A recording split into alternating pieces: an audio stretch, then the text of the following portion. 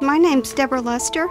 My mother and father divorced when I was a baby, and I lived with my grandparents, so we communicated a lot through photographs.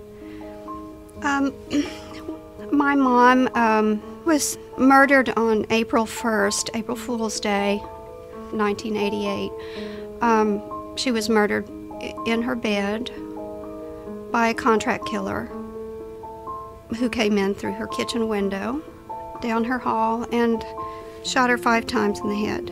And so I was pretty much a mess. After she died, I started trying to photograph. My mom had photographed constantly. My grandmother had photographed constantly. Sort of something that I could think to do to try to dig out a little bit from the place I'd found myself.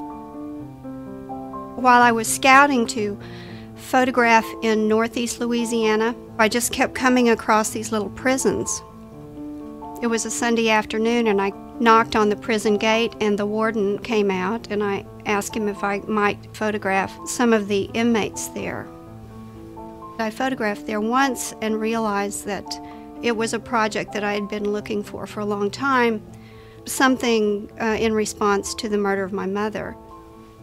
It was like it lifted when I went in the gates. It became something else. I started taking very straightforward, formal portraits. They might want to be seated. They might want to hold something. One woman wanted to hold her shoe. I photographed in the cotton fields. They still pick cotton by hand at Angola. I photographed the women at their Mardi Gras celebration.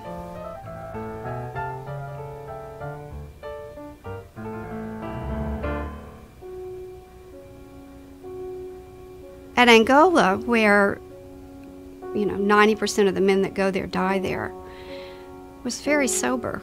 There was no clowning around, and very formal. The way they would pose themselves was very sort of 19th century. They would all receive images back.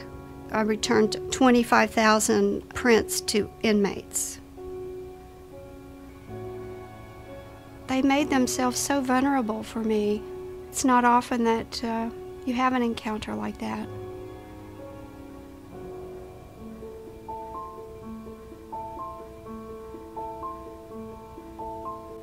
My mother, I think it's the kind of thing she might have done. She had this way of looking right through the veneer, right into people. She could sort of see the bottom in people.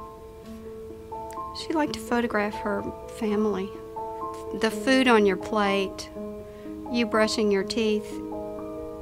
She photographed what she loved, and that's what she loved.